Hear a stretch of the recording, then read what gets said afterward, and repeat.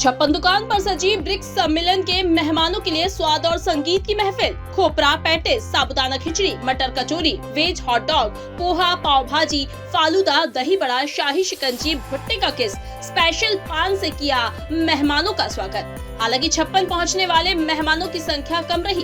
प्रशासन और छप्पन दुकान व्यापारी एसोसिएशन ने स्वागत की शानदार व्यवस्था की थी। मेहमानों के लिए स्वाद के साथ संगीत की महफिल भी सजाई गई। साउथ अफ्रीकन डेलीगेट नंदिता ने छप्पन दुकान के व्यंजनों के स्वाद और हॉट डॉग की जमकर तारीफ की। छप्पन दुकान एसोसिएशन अध्यक्ष गुंजन शर्मा ने इस आयोजन को बाजार के लिए गौरव का क्षण बताया। स्मार्ट सिटी सीईओ प्रखर जैन ने दी आयोजन की जानकारी। The food is very delicious. I enjoy almost everything that was served. I enjoyed the most Johnny hot dog. Yeah, it made me full. Sir G20 के बाद में ये हसरत थी कि विदेशी मेहमान छप्पन की धरा पर फिर से आए।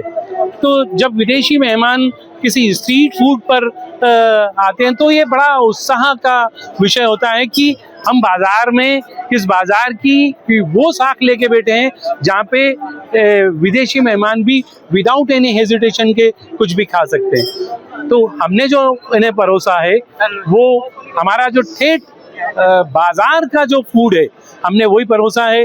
जैसे पेटिस है, मटर कचौरी है, साबूदाना की खिचड़ी है, भुट्टे का किस है, पोहा है और एक और नई चीज हम लेके आए कि इंस्टेंटली पोहा हमने यहाँ पे सर्विंग किया। फालूदा है, मटका कुल्फी है। तो छप्पन का जो अभी तक का सिस्टम रहा उसी के अनुरूप हमने ये मेहमान नवाजी की है और ये मेहमान नवाजी करके हम बड़े प्रफुल्लित हैं कि हमें मौका मिला। जिला प्रशासन की ओर से ब्रिक्स के जो अन्य अलग अलग देशों से जो डेलीगेट्स आए हैं उनके लिए आज अपन ने यहाँ पे व्यवस्था की है। अन्य अलग अलग देश जैसे कि आपका Brazil, China, south Africa, UAE ऐसे कई देशों से कृषि सम्मेलन जो है इसके लिए डेलीगेट्स आए हैं। तो एक कल्चरल वॉक के रूप में अपने शहर की जो एक शान है छप्पन दुकान का दिखाने के लिए, छप्पन दुकान का एक टूर कराने के लिए, उनको अन्य प्रकार के खाना खिलाने के लिए हमने उनका यहाँ पे भ्रमण व्यवस्था की है। साथ ही अपन ने लाइव म्यूजिक और गाइड की व्यवस्था भी की है।